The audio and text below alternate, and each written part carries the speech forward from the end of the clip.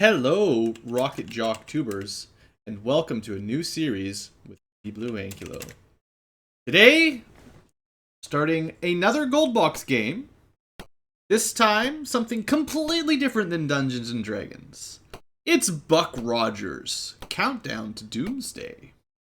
So for today's video, we're going to watch the game's intro. No big deal there. We're going to spend a fair bit of time going over the setting and theme for Buck Rogers. We'll be talking a little bit about what Buck Rogers is, in case you don't know, and reading through a little bit of the manual, and trying to explain the mechanics a little bit, because the game, although it is quite similar to Advanced Dungeons and Dragons, the Pools of Radiant series, or Kryn series, it has quite a twist on the formula, and I will do my best to explain it in today's video. And after we've gone through some of the mechanics and the story, we will talk about party creation.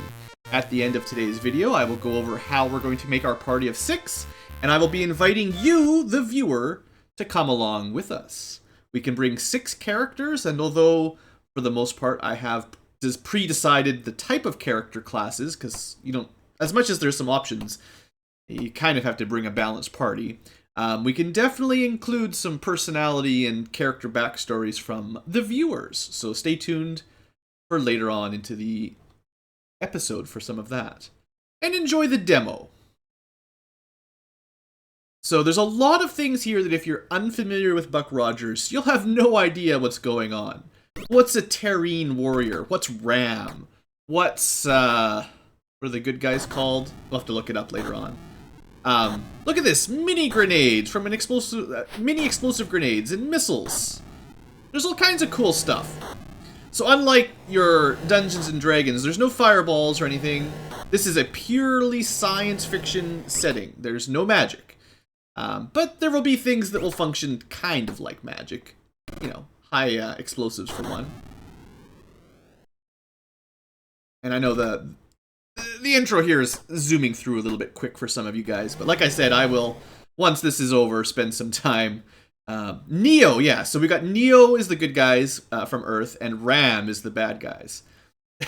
We'll talk about more about that shortly. There's quite a lot to say. If you're not familiar with the Buck Rogers sort of franchise, I'd suggest looking into it a little bit. It's a little bit out of my time, like I was a bit too young for it, but it's got quite the cult following, and it was the basis of a lot of science fiction. It's kind of the birth of the space opera, and it started a whole lot of different space opera genres in science fiction. Anyway, so we'll get back into the game in a little bit. Just to demonstrate, actually, I will load up a save file just to give you another sort of taste of what it's going to look like. I'll be playing this with GoldBox Companion again, which will definitely help to explain what's going on for the viewer with some maps and some character information. I've played through a little bit on my own. I haven't completed the game, but I wanted to make sure I was familiar with it enough to start on a good foot for the Let's Play. So if we load in here, I'm on a planet. Sometimes you'll be in space, but this was a good place for a demonstration of the basic game, in case I lose you guys once we start reading manuals and all that. Let me just real quickly pop up GoldBox Companion here, which will only take a second. Switch on over to that mode, and now you can see well, the map doesn't help you much here, but gives you a bit of an idea of the character's HP and all that without having to go to the camp, which might not even exist. Let's just see if we can get into a random battle. Just don't worry about this guy. That's some plot stuff we'll deal with sometime later. I'm honestly not too far into the game, but you know, here's some animals. Okay, let's see if we can find some desert apes. All right. So it should look very familiar if you've played any of the other traditional GoldBox games. The traditionally the Pools of Radiant series or the Kryn series, Savage Frontier, all of that. It's basically the same type of game. You know, characters have all kinds of stats. There's a bunch of skills that are unique here, and we'll go over some of that in a bit. There's weapon specializations and all that cool stuff. The gear is got its own system, but it's, you equip ready, unready, kind of like normal. And, there's jetpacks. Jetpacks are pretty cool. That did not work. Sometimes jetpacks, don't work. It's cool. Let's try jetpacking again. Oh, I was hoping we'd get a good jetpack there. 2 failed jetpacks. Anyway, if they work, you can kind of teleport around. It's pretty cool. So anyway, normally, you move around and shoot things. All your guns will have different ranges and accuracies and stuff to some degree. You don't have to move adjacent. It's just easier. Some people will use like mono swords, which is a monofilament. It's not exactly a lightsaber, but you gotta understand the technology in Buck Rogers is not like super high-tech sci-fi. It's kind of got its own thing going. It's like, how's the best way to explain it? It's like maybe kind of Cold War era tech reimagined into the future. So anyway, we've got mono swords. You can sprint and dodge. There's a bunch of combat actions that weren't in the Pools of Radiance scenario, which is cool. Is there any other quick... I just want to see if there's anything else I can show off here. I've got a couple people that are particularly good at fighting. We've got my nurse is my medic. The way you heal in this game is quite unique. We'll talk about that before too long. I think some of these people should have grenades. Yeah, let's real quickly here, just to show off. I don't have any of those cool rocket launchers you may have seen earlier on. I'm sure everyone wants to see what the micro grenade looks like. But let's just toss down a grenade here. So you can see that range. Grenades, especially if you're throwing them, don't have a huge range. You can use grenade launchers to shoot them much farther. Unfortunately, the enemy was immune to dazzle grenades. I don't think I have very many explosive grenades right now. Some characters can even try stuff like Intimidate. I'm not sure if that worked. It skipped through a little bit too quickly there. Anything else we could try real quick, just for interest's sake? Oh, look, I do have a rocket launcher. Ha! Well, surprise, surprise! Who needs cutlasses when you've got rocket... oh, right, it takes a turn to load. There we go. Shoot these space monkeys. Anyway, I don't want to spend too much time here other than to give you a bit of a feel for how the game will work. I don't think the grenades will work. Yeah, everyone's unaffected by it. Most of our party should be immune to them for the most part. We've got fancy breathing masks and goggles and stuff. Space goggles. Okay, here's the rocket launcher. Every second turn you can fire it, I believe. I'm not sure the exact radius. I'll try to not blow myself up. But yeah, you got a giant AoE type fireball thing there. Ammunition for it's a little bit harder to get or more expensive, but you can certainly deal with it. We should be able to win this fight pretty quick, and then we can get on with my story recap. But I figured this was a good chance to sort of show off the basics for the game. A lot of combat is actually in zero-G environments, not on planets. And if you're in zero-G, things are a little different. But on the planet like that, or somewhere with gravity, it's kind of like the normal style. And in case you're wondering, there's no healing magic. There's no med kits or anything. So healing is done automatically at the end of battle based on your character's skills. So having a medic, like Nurse, who can heal everybody at the end of battle, there's some dice rolls involved. Like, you may notice Scotty, for instance, is not fully healed, but everyone's out of the danger zone. So healing's quite different, and you get some experience and all that.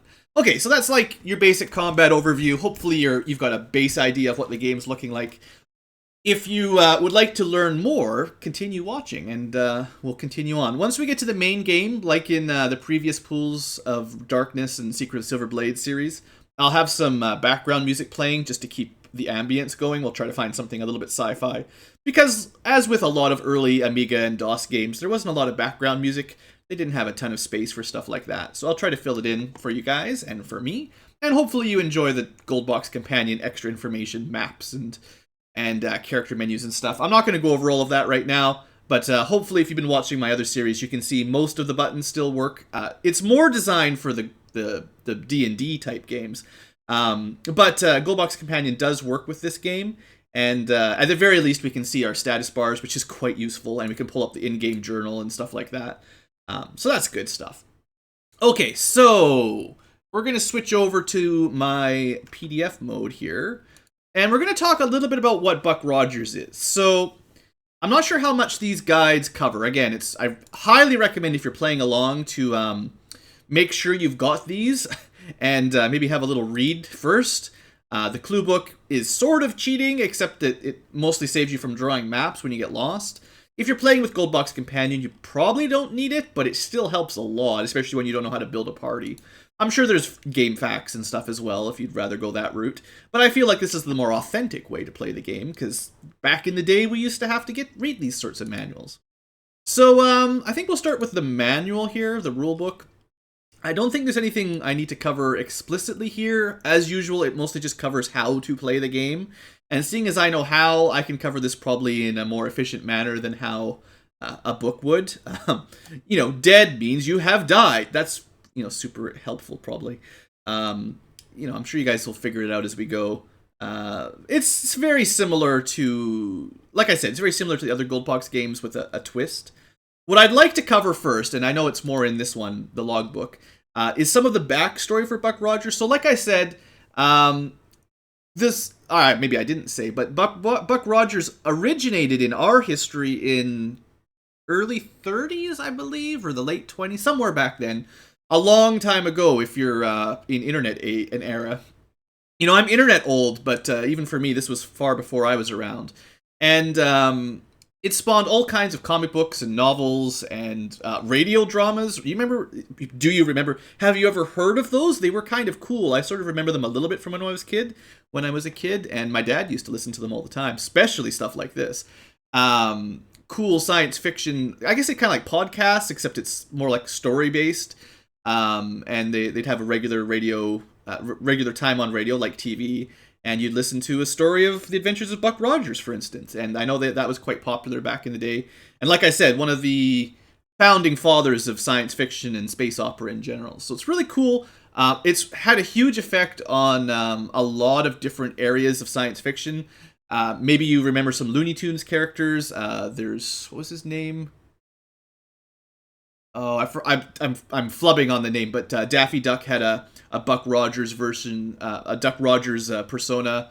If you remember E.T. the movie, there was a Buck Rogers comic that was part of the story for that. If you paid close attention, there's a whole bunch of. Point is, Buck Rogers has sort of infiltrated pop culture for the 19th, 20th century, I guess, quite a lot anyway. So it's cool. It's foundational, and have a look at it if you're interested in that kind of thing. So anyway, considering that the story of Buck Rogers was written in post-World War II, kind of, around World War II, and then into the Cold War era of the real world, a lot of the technology and stories, good guy versus bad guys, will make sense from that time frame. So the bad guys are probably Russian, and to some degree, and we're just going to have to live with that if that offends anyone's tender personalities nowadays. But that's just the way it's going to be for this story. So let's go through the introduction. Hopefully the game manual gives us a good entry point into the series. We'll see. So, introduction, 1990 to 2050 in Buck Rogers' timeline. Buck Rogers himself is a character in the actual story. We'll talk about him. Remnants of the old-time Soviet hardliners launched the space weapons platform Masterlink. U.S. strategists send the American ace Anthony Buck Rogers to destroy Masterlink. Buck is sent up in an experimental spaceplane outfitted with a new cryogenic system for high-altitude ejection. Masterlink is destroyed, but Buck Rogers' plane is heavily damaged and his frozen body floats in space. Pretty much every origin story of him has him suspended cryogenically, so that's how it always goes. When Masterlink is destroyed, the Soviet extremists fire a salvo of ballistic missiles at the US. The resulting conflict enters history books as the Last Gasp War. World governments look on in horror at the insane danger of escalating arms races and maintaining nuclear arsenals. Governments around the globe disassemble their war machines, and power shifts from the national governments to large international alliances, such as the Russo-American Mercantile, RAM, the Euro Bloc faction, and the Indo-Asian Consortium. Russo-American RAM. Interesting. So that's your basic, like I said, Cold War, except, oh no, maybe we could all kill ourselves so we become allies. Very popular theme back in those days, from what I hear. Anyway, then, for the next 50 years, the System States Alliance forms to represent the three big power blocks and fringe Earth nations to help ensure the survival of a depleted and polluted Earth. Nuclear fusion, not frusion, propulsion technology allows mankind to move out into the solar system. The System States Alliance forms an organized effort to exploit the nearby planets. RAM, having the most clout, grabs rights to Mars, while Luna goes to the Eurobloc, and the Indo-Asians take Venus. Initial interest in the planets is for resources. True colonization is slow at first, as mankind both adapts to alien environments and adapts to environments to mankind. Adapts the environments, right? So we adapt to them. Yeah, that makes sense. Reading comprehension. And then for 300 years, trips to the planets become commonplace, and terraforming technology has transformed the surface of Mars and Venus to become more habitable to humans. Genetic engineering skills develop new life forms called gennies that can be tailored to nearly any environment or function. In 2275, RAM, groaning under an increasingly repressive Earth government, that's never happened before, rebels. Venus signs a non-aggression pact with Mars, and 10 years of war follow. Earth falls into barbarism, and her major population centers left in ruins, and cut off from much-needed extraterrestrial resources. At the end of the war, RAM completely dominates the remains of old Earth. In 2310, refugees from Earth and others who are discontent under RAM domination begin a crash program to colonize Mercury. Asteroids are moved into orbit around the planet, and movable cities are built on the surface. Mercury develops an economy based on mining and solar power. It's pretty cool. Hey, right? I told you the backstory was neat. For the next 50 years, Mars and Venus, once forbidding alien wastes, have been terraformed and now support populations in the millions. Still got a ways to go to make it to Earth, but that's pretty good. Bases have been established on Mercury and Luna. Colonies float in the edges of the Jupiter gas clouds, and cities have been carved out of asteroids. RAM rules old Earth with cruel efficiency and an iron hand. Its brutal terrene combat jennies roam and enforce the planet's exploitation. A daring band of rebels called the New Earth Organization, or NEO, is formed to combat RAM domination. So now we know where the terrene, from the introduction, RAM is the bad guys. Terrenes are their genetically enhanced humanoid monster type things. And Neo is the rebels, apparently. We've got the Empire and the Rebels Strike Back. This is a long time before Star Wars. And then it all culminates, 2456, 2456, not bad. The figure of Buck Rogers has been elevated to nearly mythical status by media hype. He has become a symbol as the last martyr of old Earth's foolish and political struggle. In a strange twist of fate, Buck Rogers, the myth, is recovered alive from his frozen sleep. With his tactical genius and fearless daring, Buck Rogers joins Neo in its battle against RAM. Neo and Buck Rogers form a dangerous plan to subvert RAM control of the Earth. The cornerstone of RAM's dominance in the planet is Gauntlet, an orbital weapons platform originally constructed by the old System States Alliance. Gauntlet has been designed to act as a watchdog against nuclear weapons. Under RAM administration, the station was upgraded to both watch the subservient Earth and completely control all traffic to and from the planet. Buck steals a squadron of RAM's latest space fighters, a squadron slated for Gauntlet's defensive force, and attacks the station. The surprise attack is a success. Without Gauntlet, Simund Holzerhind, the head of RAM, decides that overt control of Earth is too expensive and orders RAM troops off the planet. The mood on Earth and in the Neo is a combination of excitement and dread. The victory seems easy. Too easy. Boom. The same year, just now, present. Earth is under control of Neo now, but the shadow of RAM is still present. Occasional attacks by RAM military are explained away as acts of over-anxious officers and unfortunate lapses of judgment. Neo scrambles to rebuild a shattered planet and build the forces required to fend off the Ram attack it feels is inevitable. Buck Rogers, the name is everywhere. Buck Rogers and Neo victory at Gauntlet, vid at 11. The Video Network News. People talking on the streets of old Earth, even in the furthest asteroid outposts. Buck Rogers and Neo are everywhere. There is a feeling of hope now. After years of domination, Ram no longer holds old Earth, and Neo is finally able to make a real stand against the corporate behemoth.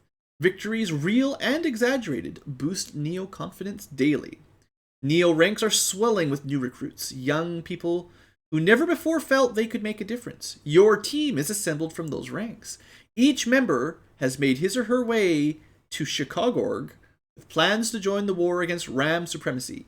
Each has visions of great victories, glory, and lasting fame, like Buck Rogers. And that's where I'll end reading the story and go into a little bit more of an overview of the game mechanics. I feel like that's a pretty good introduction. I like that. So, we are 6 young, potentially, not necessarily humanoids, as we'll learn, that would like to join Neo to fight against Ram. So there you go, that's the basics. Just to give you a quick overview, as with most Dungeons & Dragons style games, we'll have main attributes like Strength, Dex, Constitution, Intelligence, Wisdom, Charisma, and new is Tech, although this will be kind of the replacement for what some of Int and Wisdom used to do. As always with the GoldBox games, some of these stats are mostly useless. You generally end up focusing on Strength if you're a melee fighter. Dex is great for pretty much everyone with a gun. Constitution helps you get HP. And then these are basically all skill-based and highly dependent on what class you are, and their use sort of varies wildly depending on what skills and skill checks you're going to run into. I'm not going to go with a pure maximum 18 of everything type of build. I'm not going to roll it because I just spend hours trying to get the optimal roll. But I'll explain it once we get to character creation a little bit about how I'm handling this. I sort of took some average rolls and then readjusted as if like some of the more modern Dungeons and Dragons style, where you can sort of spend points to put them in, and characters that need to be strong will invest points into that at the expense of other skills or other attributes. So it should look fairly balanced, but it's a bit of min-maxing, and some of you may agree or disagree with that sort of thing.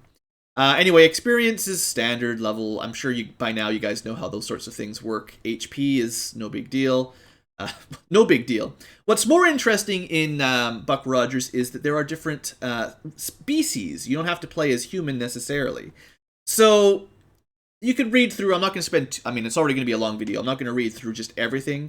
Terrans are your purely humanoid. They're actually like the least powerful of all the various races. They are the unengineered humans that still live on Earth. They're not actually... They're not genetically engineered at all, is the main thing.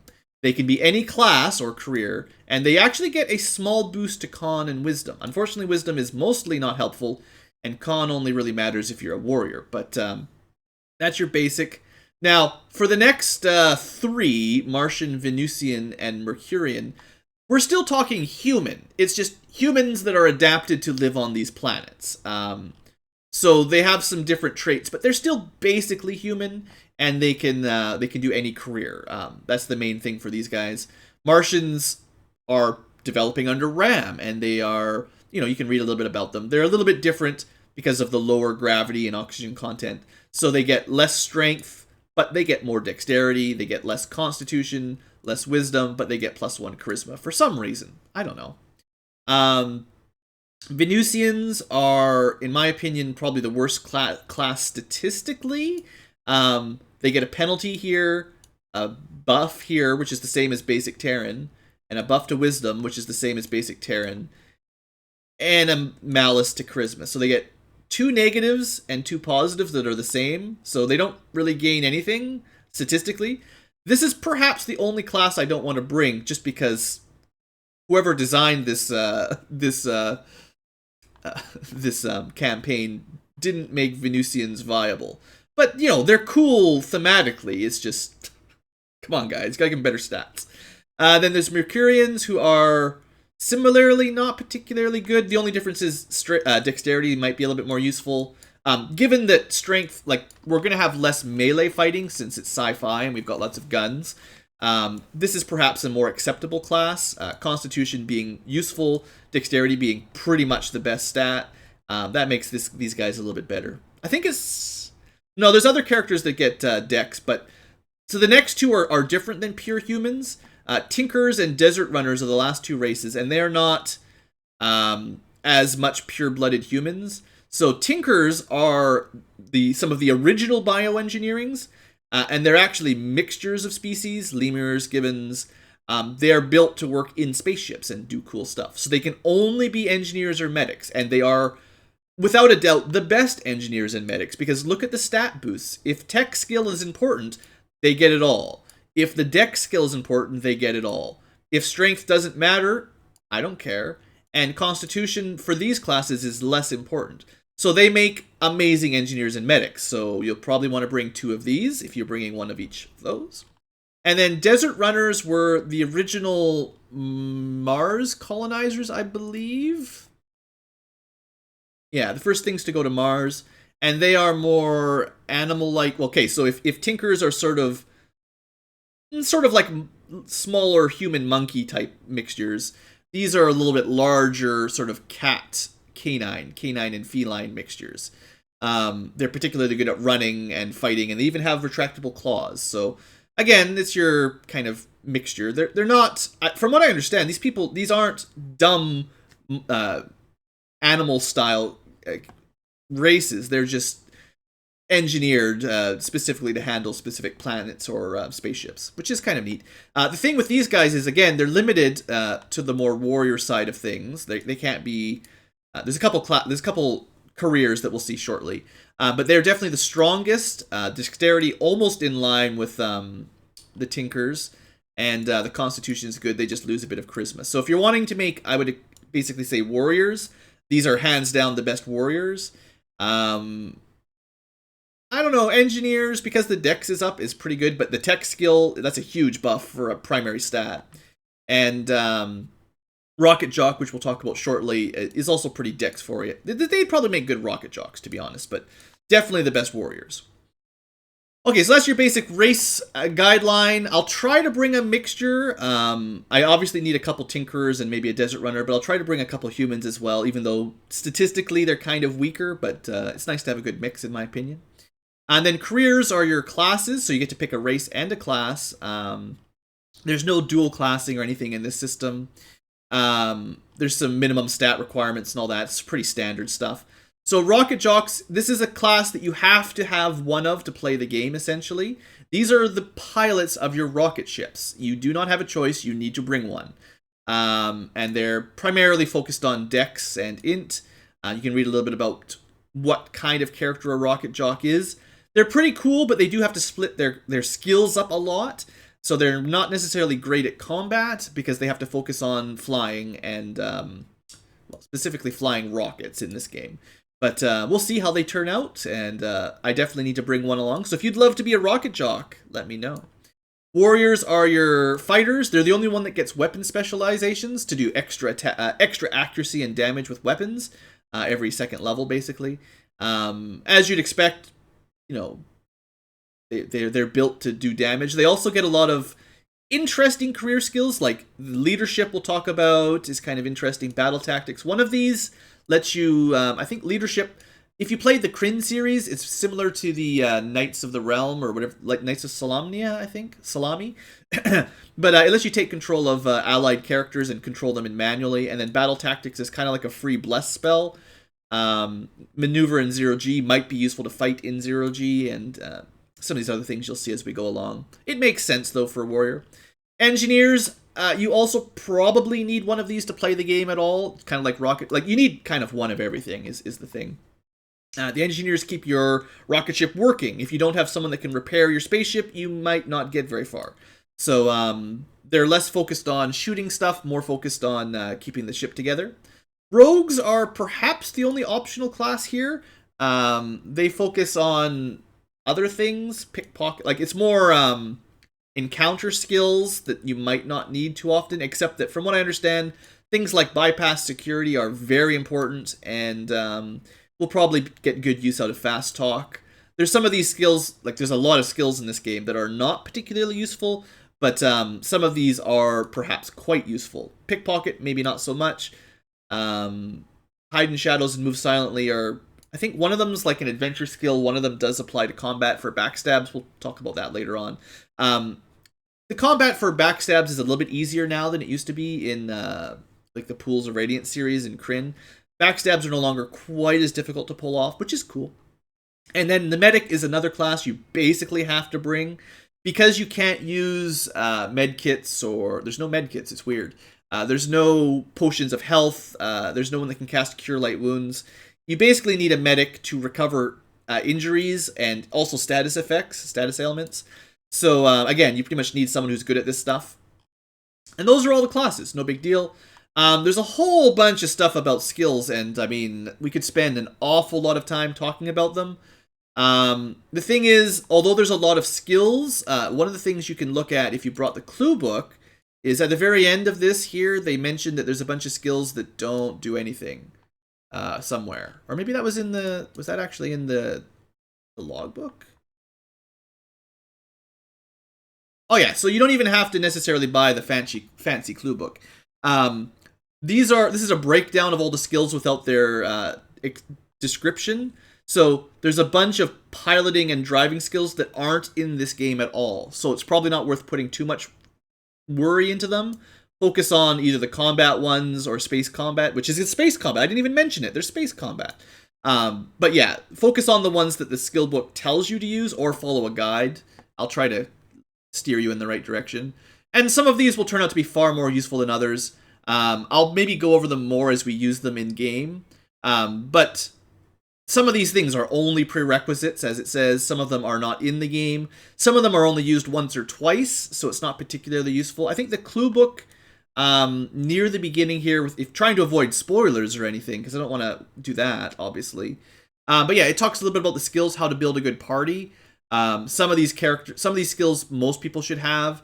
Some of them, they tell you should get this by this point in the game. These are all different dungeons.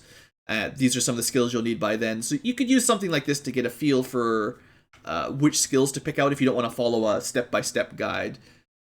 Like, make sure you have Pilot Rocket. I'll talk about that when we get to character gen here in a minute. So what else do I want to cover just briefly here? Back to the logbook. So yeah, there's a lot of skills. I honestly, I'm not the expert. I can't tell you other than if you're fighting in 0G combat, you need that to basically move. You need drive, like I said, some of these driving ground cars just don't matter. Climbing, I don't know if that ever happens. Jetpack is relatively useful if you buy people jetpacks and you have enough skill to not fly around crazy.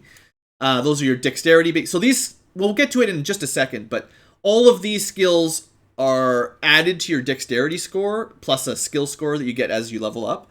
So they're kind of dexterity oriented, and then there's tech oriented skills. Most of these, either you can pause and read along, or you can kind of guess as we play along with the game. They're not that complicated. A bunch of repair stuff in tech. Tech covers all of the engineering stuff, and also, I believe, all the medic stuff. This is all tech oriented, so you want a very high tech stat for your engineers and your medics. Intelligence doesn't have a lot of use, and you might notice there's no constitution skill, there's no wisdom stuff here either. I'm not sure what wisdom does. No, there's like 2. Yeah, there's a couple wisdom, but anyway, even the intelligence stuff, most of these don't apply very often. I think you need astrogation on your rocket jock, so your rocket jocks have to spend some time. Like, astrogation is needed you need astronomy and math, just as prerequisites. So not only do they need to learn how to pilot the ship, they need to learn how to navigate, and that takes up a lot of skill points. So point is, your rocket jocks end up spending a lot of time just taking non-combat, non-plot related skills just to handle the spaceship. So then we need other people to fill in the blanks, basically. Charisma, there's a few. Again, I expect they're mostly for, other than leadership, which I explained already a little bit, they're mostly for specific events, and they probably don't come up too often. And then wisdom, I think notice actually happens a fair bit. It's good to have high notice. And then there's probably like a couple times when the rest of the skills will be useful. It's, we'll try to make a good balance of the various skills, but probably most of the time your combat healing skills are going to be the priority, and your flying skills for your spaceship. But otherwise, a lot of the other stuff is secondary.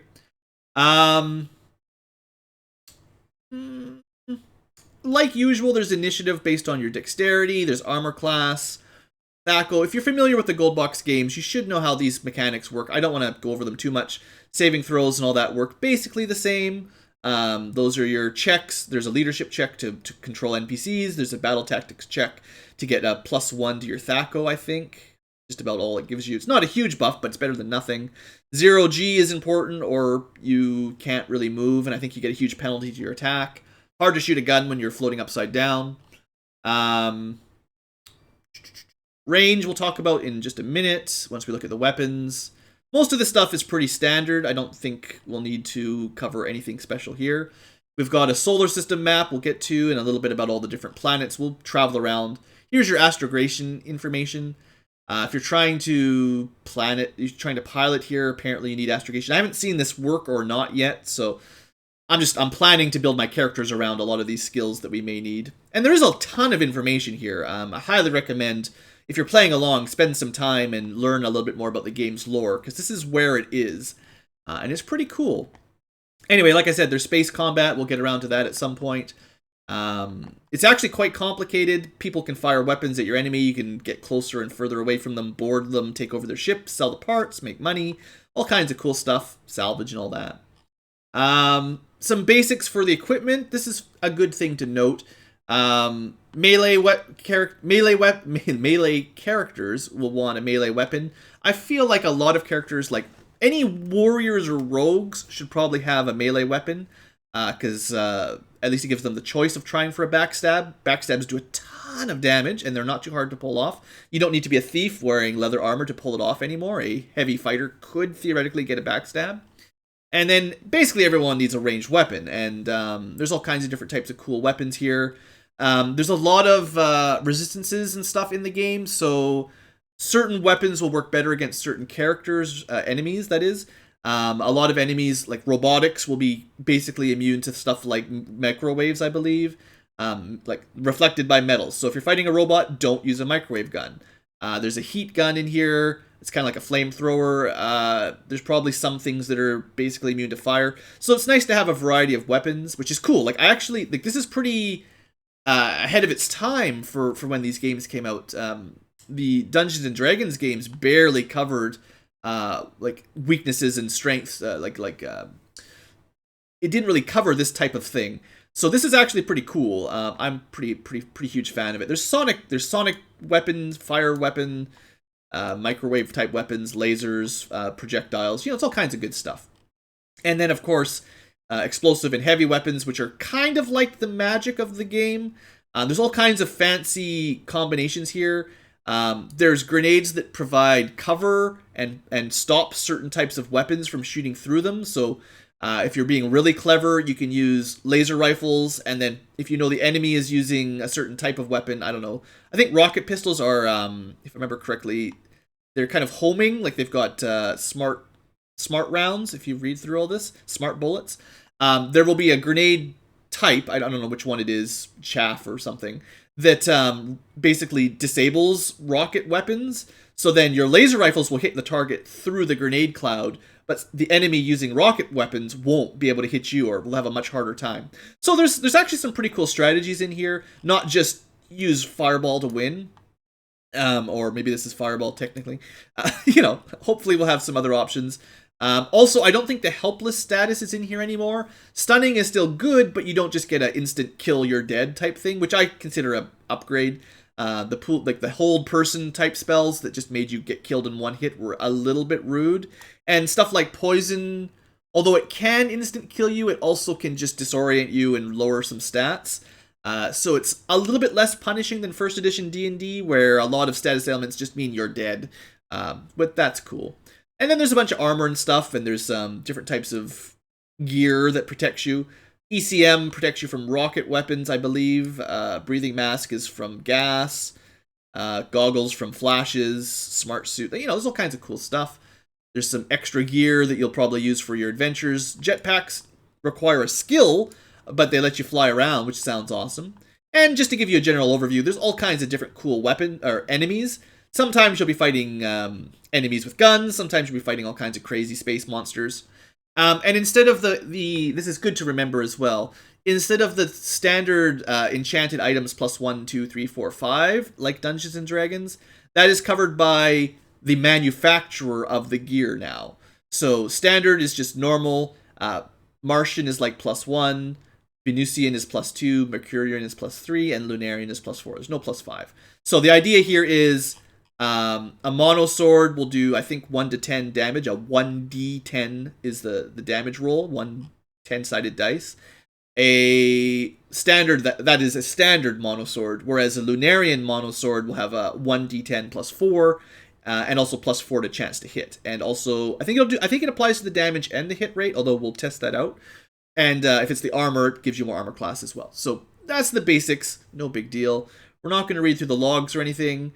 And as expected, there's lots of charts down here, which makes it easier to keep track of stuff. So the various jobs have level caps, and I think it's actually pretty easy to hit them in this game. It's very likely we'll get everyone to the max level by the end of the game, unless I skip a ton of stuff. Standard sort of constitution rules. If you're a warrior, you can only get plus 2. Or sorry, if you're a non-warrior, you can only get plus 2 per level, which means 16 constitution is the highest number you care about. Whereas if you're an actual warrior, going to higher numbers does give you a benefit. There's your strength modifier, which still helps you carry stuff. So I am going to sort of give people higher strength. It won't really matter because some of my characters will never be in melee combat for these bonuses. But it just makes the inventory management a little bit easier for me. And although it's kind of cheating to give everyone high strength, mostly this is just making it so I can carry a bunch of junk around without having to drop it all on the ground constantly. It'll make us a little bit of money, but things are actually quite heavy, I found, just from my test campaign. So if you have low strength, like 10, you might have barely enough to equip your armor and carry a gun, and then you're overburdened, and that sucks, because then you can't move, and then you can't have that character carry any grenades or anything. It really slows the game down. And as much as I like the mechanic, I would probably rather most people can at least carry a gun and armor and a few items with them. So that's kind of my logic for strength. And dexterity is something we'll want to max for our chance to hit, because most people are going to use guns. So that's pretty important. Other than that, you can see the basic armor class of the different types of armor. So we actually have something that's better than plate mail. Plate mail was a base of AC 1, I believe. So if you had a plus 5 enchanted plate mail, that would be a base of -4. In this game, if we can find, I don't know if they exist, but if there are Lunarian battle armor with fields, that's a base of -6. That's pretty impressive in the Dungeons and Dragons first edition system. This is kind of interesting, some of the different weapons. They'll show you the ranges. So the further, every up as you go from small to medium to large range reduces your accuracy. So any weapon in small range, or short range, I guess it is, fires at full accuracy, whatever your THAC0 is, and your weapons, whatever modifiers on the weapon. At medium range, which is more squares away, you'll have a reduction. I think it's like -2 or something. And then at long range, it's like -4. I don't remember the exact number. I've read it somewhere. So some weapons with the higher numbers down here are much better at long range. So a rocket launcher is still perfectly accurate at 20 squares, whereas a grenade loses its accuracy quickly. And some of the weapons, like a needle gun, are kind of short range, whereas things like rocket pistols are kind of medium. I guess it's about the same. I think the rifles you'd expect, like a rocket rifle, that's pretty long range, kind of like a sniper. And then you can see the damage. So some weapons have higher damage per projectile, but this is rate of fire. Almost everything fires more than once per round, which is good because you miss all the time.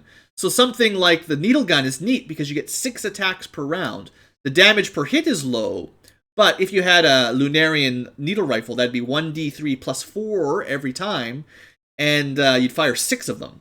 Also, you could have a weapon proficiency with needle guns, which would increase it by another 3 damage. So you could have potentially 7 to 10 damage times 6 shots at pretty low range, but that's pretty cool. Or you could go for the, highest damage. I guess actually something like the rocket rifle, that's 2 to 16 per hit. you just only fire 2 per round. It's just super long range. Anyway, between that and certain enemies being strong to certain weapons, it's lots of stuff to think about, which is pretty cool.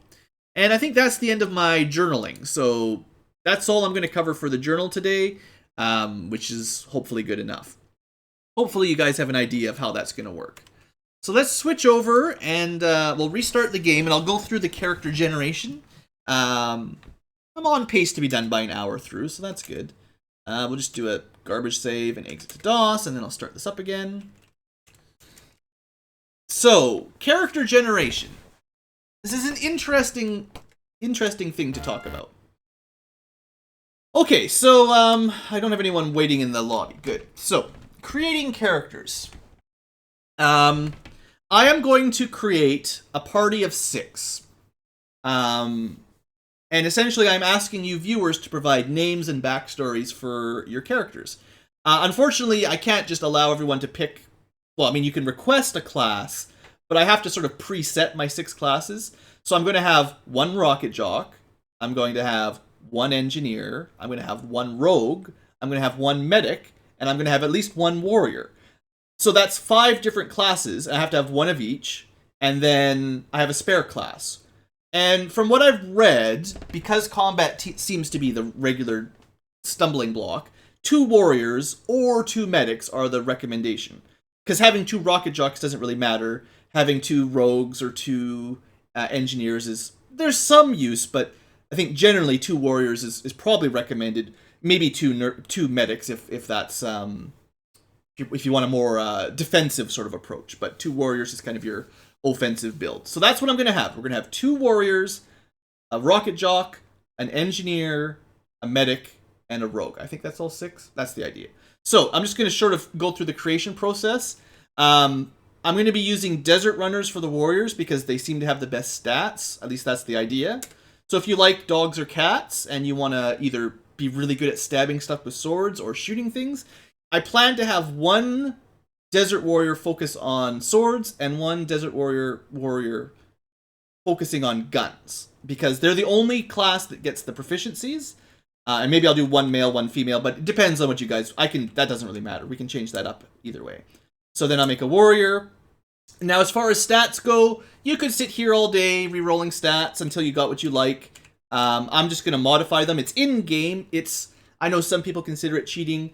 These games are pretty hard, so we're going to be playing it with max HP and a little bit of a min-max strength and stats and stuff. I'm not going to worry about having perfect stats, because that's a little bit much, but we'll minimize some of the ones that don't matter and maximize the ones that count, and generally speaking, I'll try to balance them for... I think if you add up your average...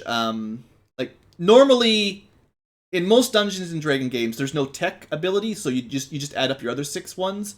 And if you have a sum of around 80, you're pretty well... I mean, you're pretty strong. You're maybe not...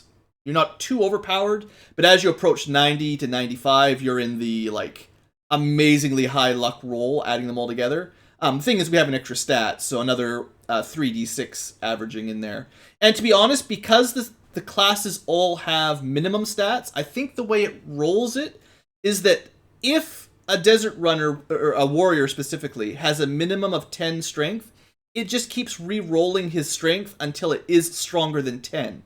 So his average stats are actually higher than what they would be if you're just rolling 6-sided dice. So I know I'm sort of rationalizing it, but honestly, the game does give you better stats than if you were generating these by some archaic first edition pen and paper rules. So for the benefit of keeping the gameplay smooth, we'll buff the stats up a little bit in a minute. So then this guy, this is just temp, the fighter one, whatever, it doesn't really matter. I'll have to remake these with the new names once we get there. So, for instance, this guy, and I don't know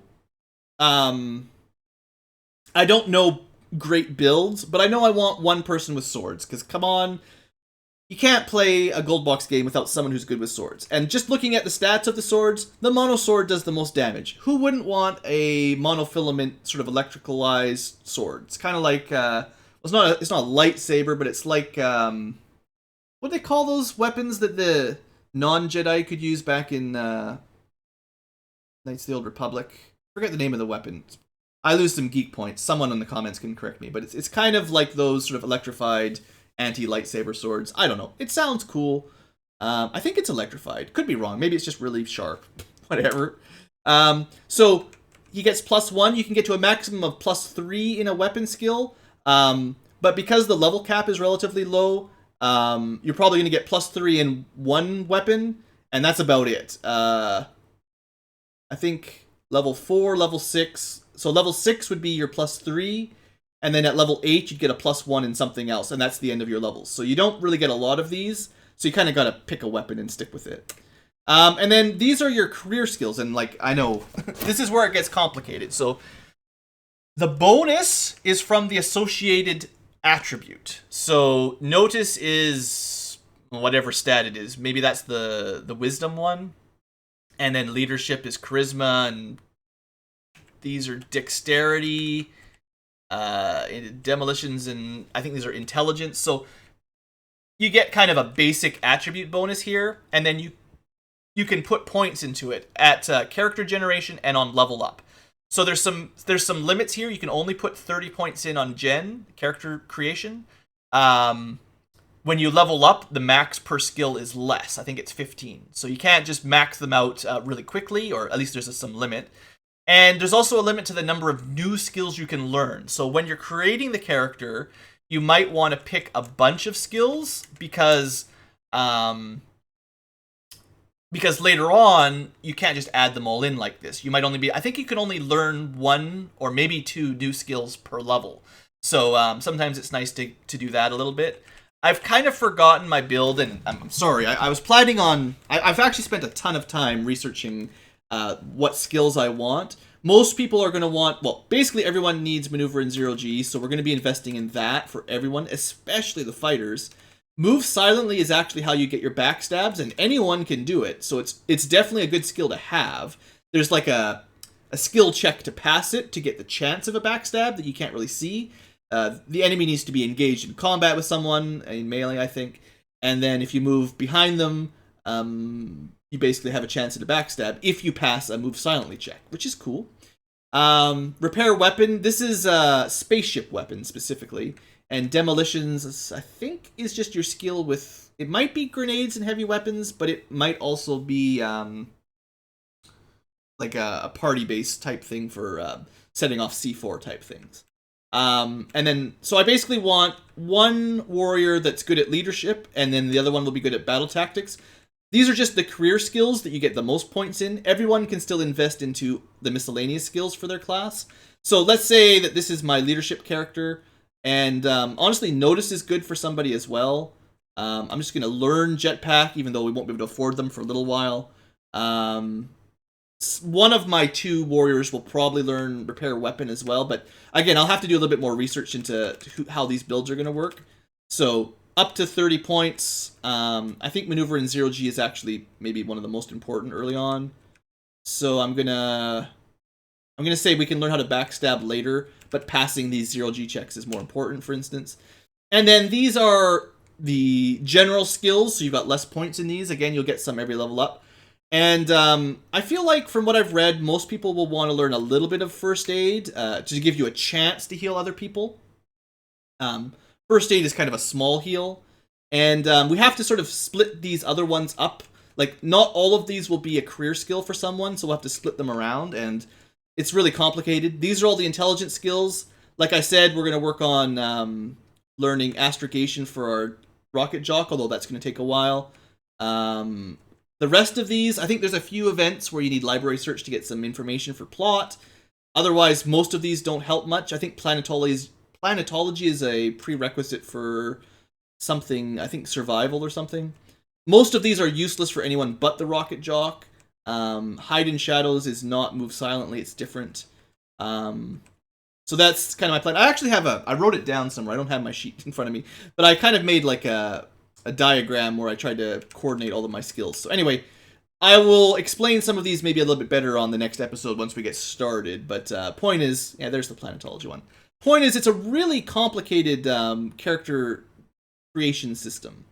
So let's just let this guy do first aid and, I don't know, pick an extra skill. I could pick up maybe this guy will also be good at a little bit of etiquette and singing, you know, whatever. I don't know if this will ever happen in game. So anyway, once that's done, sorry, my GoldBox companion's freaking out because I made a character and it doesn't know what to do. GoldBox, just chill. All right, then you get to choose your character icon. So this is another one that if you are submitting a character, you can request an icon. There's a couple that kind of look like desert warriors. So maybe the desert warrior with a sword makes sense, or a rogue with 2 swords. You don't have to pick the one that is built for your class. It's not a big deal to look like the monkey cat or dog cat or whatever. But these are I think it's just 2 for desert warriors. Most of them are built around Terrans and just the basic humanoids, but I don't care. If you want to be a desert runner the crossbow is actually a desert runner weapon too, as is desert runner with a bazooka. But yeah, the little guys are tinkers, and there's a couple that look kind of small like that, either with a gun or with a knife. That's a karate chick. There's I think the ones with the helmet, the spacesuit on, are supposed to be rocket jocks. But it's like anyone with a jetpack, which lots of people will have jetpacks. So that's cool. So yeah, you can kind of pick whichever one. If you're trying to tell me which one you'd like, go by column and row. So column 1, 2, 3, 4, 5, 6, and then row 1, 2, 3, 4, 5, 6. That's the easiest way. So if you say use the coordinate system, if you want your icon to be 4, 5, I will go 1, 2, 4 over, 1, 2, 3, 4, 5 down, and that's what you'll look like. Okay, that's the easy way to do it. That's the easiest I can think of. That looks like a cool dude. So that's, I guess I'll just make some of these real quick. But like I said, I'll have to redo this anyway. And then what I was planning on doing is like, okay, so desert runners, this is the sword guy. This is the one that needs strength more than anyone else. He might as well be high on strength. He really should have high constitution. And then intelligence will probably dump to a large degree along with these other stats. Especially tech, which he uses almost nothing at all. I mean, I might not drop them down to 3, but I'll rebalance it so that it looks like the totals, like if you sum them all up, it looks fair. And, I mean, we're just min-maxing here a little bit. I think most characters need more stats than the warrior, and I'll probably give him a few other points into something that helps his skills. So charisma affects leadership. So if this is kind of our paladin, for instance, you know, I might give him a mediumly good score at charisma. I might not max it, but like, you know, 15 is pretty good. He might not be great at noticing things, and intelligence might be almost useless, so I'll give him the minimum for those. Like, that's like a fairly balanced character in my opinion. Not very good with tech, not particularly smart, but great in combat and reasonably good at leading a team. You know, that's kind of the way we'll do it. And in general, I'll be playing with max HP because the game gets real hard, and if you don't have enough HP to survive a shot, you're dead. So that's kind of the way we'll be doing that. Let me just really quickly show you the basics for the other classes. I'll just do this much faster. So Desert Runner, let's say female quick, and the other type of warrior, we're not going to re-roll anything. This is Warrior 2. And for instance, I think I'm going to try, I think it was the bolt gun, the one that shoots 6 and has low range, or that's the needle gun. Because the +1 here is +1 damage, and +1 damage times number of shots means that gives it the biggest bonus. That seems cool. So again, this one, you know, I'll talk more about the skills a little bit, hopefully later on. It's already been a pretty long episode, just getting things sorted out. But I still will give this character a sword, although they may focus mostly on the needle gun. They will have the chance to get backstabs, and instead of leadership, you know, battle tactics, because someone might as well have that skill. And I don't know if Notice is worth having multiples of. Probably just have one person good at it is smart. Maybe this character will also help with demolitions or something. I don't know. Doesn't really matter. And then other skills, again, I don't really want to... Well, the other skills are really difficult to work out. I'll deal with those later. So that's... we don't really have too... Like, I don't really plan on using crossbows necessarily. So you can have a cool bazooka there. Why not? And then... I'm not going to do all the min-maxing here, but there you go. Add them in. Create new characters. So that's those two done. I need a rocket jock. I'm not sure which of the human classes I'm going to use, but it's going to be one of the human classes. I think it might be the one that gets the dex bonus, which I think was Mercurian, but I forget. I'll check later for sure. But yeah, we need someone who's good at rocket jockeying, and we'll just stick with those stats for now. This is rocket jocker. And you can see his career skills here. So he can also learn Notice. Like, a lot of people can learn that one. But the one you really need here is Maxed Pilot Rocket, basically. And then these next driving piloting they do nothing, so don't worry about those. And then Maneuver in 0G is also very useful. And, I mean, he seems like the most primary jetpack user. And maybe I will let the Rocket Jock handle Notice. I forget how I balanced it out. I think I was trying to save his points, but honestly, it won't be too hard to get over 100 Rocket, and he doesn't have a lot of other career skills because half of them are unused in this game. And then as far as these go, the career skills, or the general skills, the Rocket Jock specifically, I have to be very careful with here to give him astrogation as quickly as possible, and I think navigation as well, or else he can't really navigate very well. So because he's already going to have math and planetology, he might as well be our programmer as well, which is kind of funny, honestly. But he's going to have good intelligence, so it makes sense for him to cover most of these skills if I have the spare points. So for instance, we actually don't have enough to unlock astrogation at level 2, where you build your character. I could unlock navigation, technically. So 15 into astronomy and 25 into math. Let's just do that quick. And that doesn't count your attribute bonuses. That only counts the points you've invested into them. So that's unlocked programming and 25. Oh, okay, I can still put up to there. Yeah, there you go. So I've unlocked navigation, but I don't have any spare points to put into it. So the Rocket Jock skills are kind of preset. I don't have a lot of options for him. It's going to be piloting and a lot of intelligence-based stuff. So he's kind of my int character, which is kind of interesting. Or she, could be she. And just to show you, just to double check here, modify Rocket Jock. So they will probably want max dexterity and intelligence. Constitution over 16 does them no good, and strength doesn't really matter. Although, like I said, it affects your encumbrance, so how much you can carry. So nobody's going to have, like, 3 or 2 strength because it just won't work. I need to be able to carry stuff. So I'll probably give most people a reasonably good strength score just to make my life easier. Otherwise, wisdom. You don't need to be a wise Rocket Jock. That's fine. And I was planning on making my Rocket Jock charismatic, but honestly, he doesn't have the spare skill points to take the charisma skills. So the warriors will probably handle the charisma stuff. And although you'd think he'd need to be good at tech, it doesn't actually affect any of his career skills. So you can have a Rocket Jock that hates tech and just is really good at flying, for instance. But whatever.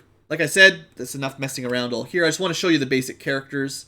So then the next one is we need an engineer and a medic. So the Tinker is clearly the superior choice for both of these. And we're going to go with engineer. So engineer skills, their job is to be good at all of the repairs. And to be honest, there'll be some overlap between engineers and medics. I think they'll both do some repairing and some healing because they're going to be the best at both of those. So the way we try to do it is try to make sure we can repair rocket. Like, these two are just prerequisites for skills that will help in space combat. So you want to probably forget Notice on this guy. You want to get at least, I think, 10, and then now you've unlocked repairing your engine, which is really important. Repairing your hull, which is really good. Jury rigging is it's like the minor repair in battle. The repairs will work like the medic skills, so after space combat, this will repair your ship. But the jury rig is the one skill you can use in combat to try to fix it on the fly, basically. It's pretty expensive to start with life support, so we'll have to wait a little while to learn how to repair that. 25 points and 30 points. I don't have enough to get that far in electrical and mechanical engineering. We could get it closer. I think the plan I have is to get it close enough that on my first level up, I'll be able to unlock it. Although, to be honest, you definitely want to max out, and you probably want to learn 0G movement as well, because you're still going to be in combat, even though you're an engineer. But as soon as you've unlocked the skill, you can then use it, and it adds your dexterity bonus, which means at least you'll have a 30 or 40% chance, or whatever it is, to do something. So that's better than nothing. I've got 5 points left. So electrical is the one that needs the most, so we'll go that way. I don't know. We'll test it out later. And then I was kind of planning on having my engineer also pick up a few healing skills. Oh, actually, they don't. All you can get... So, the medic is the only one that can actually learn the pure healing skills. That's interesting. So, anyway, because it's a technical skill, first aid is something that the engineer will be very good at. So, you may as well pick that up. To be honest, the engineer should probably cover most of the other general tech skills.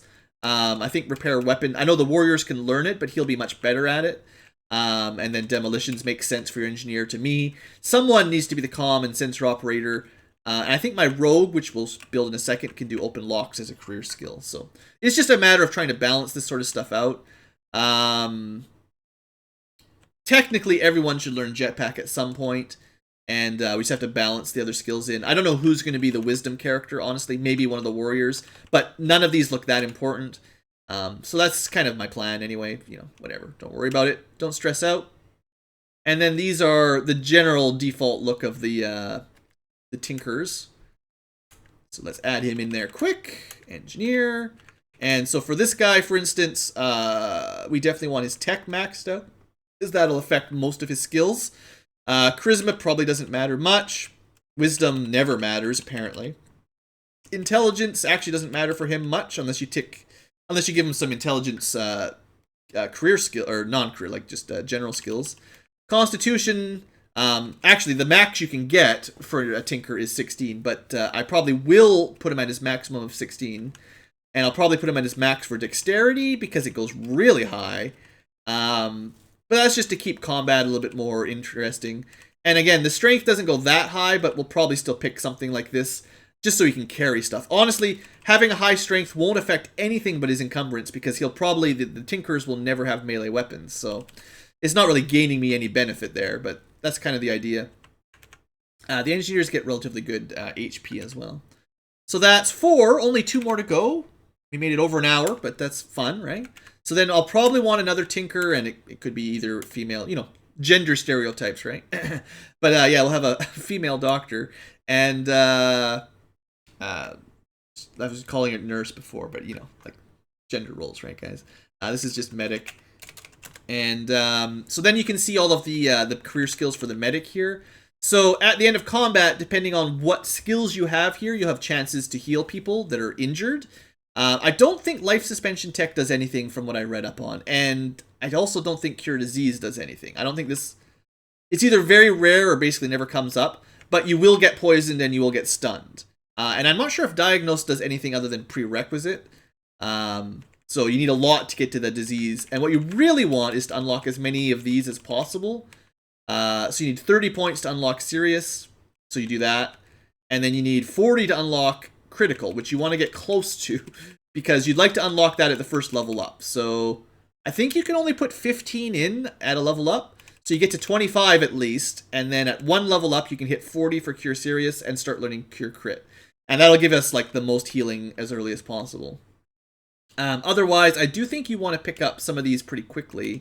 At least the basics. I think you want... I forget the exact number. I have to go all the way to 15. But I think you want to hit something like 10 or 15 in poison and stun fairly quickly to actually have a good chance of curing it.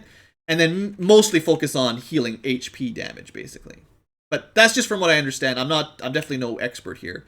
And then the interesting thing is your medic can learn all of the repair skills, and they're good at tech. So I was kind of planning, and I'm not sure if first aid on the medic does anything, honestly. Although it might. But I'm kind of planning on my medic being my backup engineer. Just to have 2 people that can jury rig specifically. So what I'll probably do is something like this.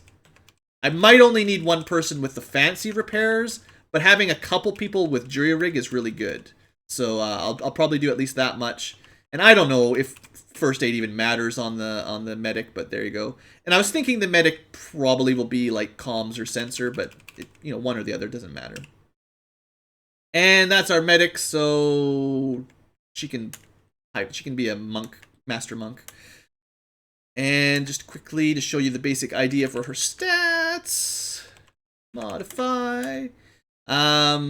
Probably mostly the same as the engineer, honestly, to be totally honest. Tech, charisma doesn't really matter. Wisdom doesn't really matter. Intelligence, so it doesn't really matter. Constitution helps keep her alive. Dexterity helps you shoot stuff. And Strength just lets you carry stuff.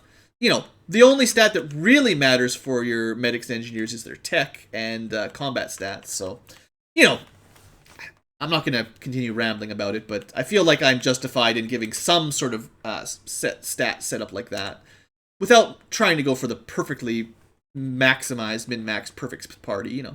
And then finally, the last one is our Rogue, and I don't actually know what class we're going with Rogue for sure. It might be like Venusian or something. It doesn't matter too much. The Rogue is the only class we haven't seen yet, so let's do that. Rogue 1, I guess. Har har. And you can see the career skills here. So this is our... They're good at backstabbing. They start with points in it. And they've got a lot of adventure level stuff rather than a lot of... Like their career skills, to me, are very flexible. I can pick whatever I want. So this might be the best character to go with Notice, simply because they can use career skills for that.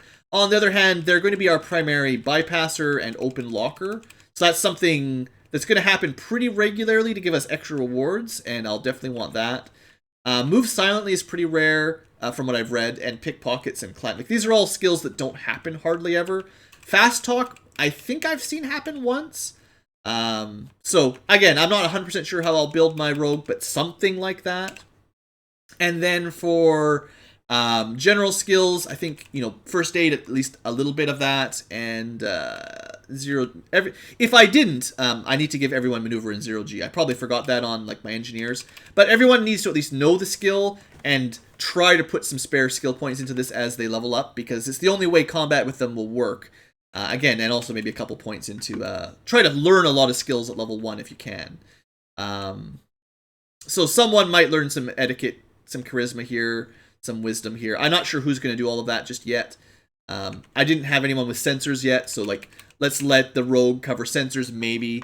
And I mean, my rocket jock is probably going to handle this stuff, but library search is not a prerequisite. So maybe I'll have the rogue cover some of these just to, because the rocket jock's int skills are so, they're already preset so much. Then I could give, like, you know, 1 point, a couple points into disguise every now and then, and just try to balance it out a little bit. You know, someone's going to pick that skill at least once or twice. Someone will pick up a couple of those. You know, no big deal. Just, I'll try to make a good spread. And I'm sure most of them will do nothing for the entire game, but that's it. And again, there's your icons. So, that's pretty much it for this episode. I just wanted to go over as much of a review of the game as I could, so that once we start playing next episode, you've got a pretty good idea. The rogue, I will give a sword, and they will focus on dex stuff. So the Venusian is the wrong race. I wasn't sure which one it was. But we definitely don't want a dexterity penalty on someone who's shooting and stabbing. Constitution of 16 is as high as you need because you're not a warrior. And then the other stats, it just depends on what skills we go with. I guess fast talk is off of charisma, and notice is off wisdom. Tech only applies. I guess tech isn't the worst. It does apply to bypass security and open lock. But, you know, like, most of these don't need to be maxed out. It's not a big deal.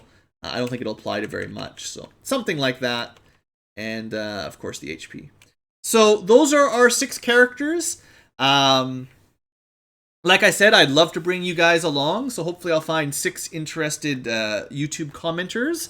If you can request a specific class, it's sort of first come, first serve, and if that class has been picked, I'll have to bump you down to something else. Unless we get a whole lot of interest in the game, in which case all the classes will be taken, but we'll see what happens. Like I said, feel free to give me a name. Just in case you're wondering, let me check the character limit right here. 10, 11, 12, 13, 14, 15, 16, 15 character limit.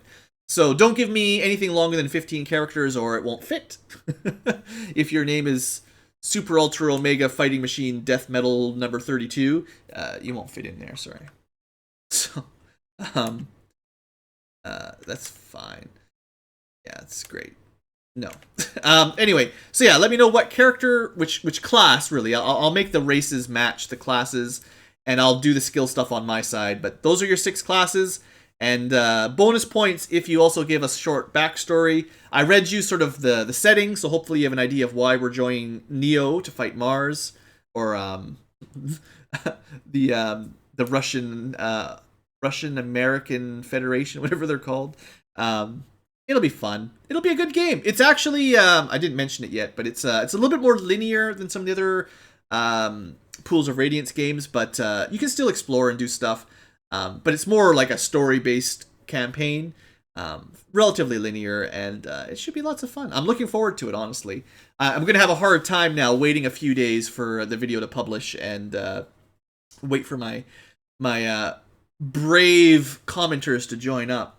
So yeah, that's all. Thanks for watching. Hope you guys are excited with me to join with me, and I will see you next time for a proper episode 1 introduction where we will briefly go over our characters and then actually get to the game. So that's the plan there, and I will see you for that. Thanks for watching, and have a great day, as always.